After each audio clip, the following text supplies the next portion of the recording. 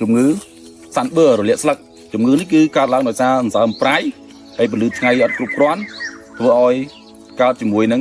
ជំងឺសាន់បឺរនេះពេលដែលបើកថ្ងៃក្តៅខ្លាំងវិញ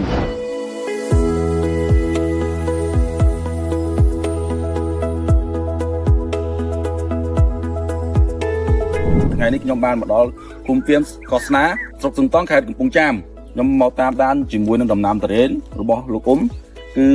ការនេះគឺអាយុ35ថ្ងៃហើយគុំផ្លន់ទឹកអំពៅតិចៗហើយប៉ុន្តែចៃដន្យគឺដោយសារមានបញ្ហា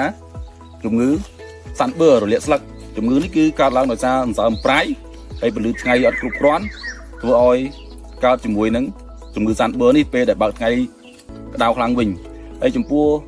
តែជំងឺនេះបើសិនជាពុកម៉ែបងប្អូនអត់បាញ់ការពារឬក៏បាញ់ទប់ទេអាចនឹងជូតស្លឹកនឹងអស់តែម្ដងធ្វើឲ្យដើមតារ៉េនយើងនឹងខ្សោយហើយចំពោះផ្កានេះគឺវ័យ35ថ្ងៃហើយសម្រាប់តែយើងបាញ់ទប់ជាមួយនឹងការពារតាមដែលយើងអាចប្រឆាំងនឹងការជូតស្លឹកហើយកាត់បន្ថយការកើតនៅជំងឺសាន់បឺរនេះខាងផលិតផលស្ដេចដំរីខៀវមានរូបមន្តសម្រាប់ប្រើទី1នោះគឺថ្នាំទឹកកន្លះលីត្របូកជាមួយនឹងដំរីប្រូប៊ីណេត1គីឡូបូកជាមួយនឹងស៊ីវីតស្រាយសមុទ្រ1លីត្រកន្លះចំពោះទឹក1000លីត្រដែលលាយចូលគ្នាជាមួយនឹងជីថ្នាំ3មុខនេះគឺយើងយកមកបាញ់នៅលើស្លឹកតែម្ដងអត់អាចបាញ់នៅប៉ះលើផ្កាទេបើមិនជាយើងបាញ់ប៉ះលើផ្កាអាចនឹងលាកផ្កា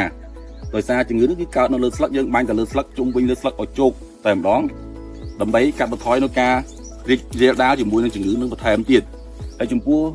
ជីវិតរបស់ខ្ញុំគឺវាមានពពួកអាមីណូស្រាយសមុទ្រដើម្បីជួយលាងនៅពពួកសន្សើមប្រៃនៅលើស្លឹកនេះពេលដែលយើងបាញ់នៅពេលដែលពលឺថ្ងៃអត់គ្រប់គ្រាន់ហើយពេលថ្ងៃបើកមកវិញខ្លាំងជួយទប់ស្កាត់នៅពលឺថ្ងៃ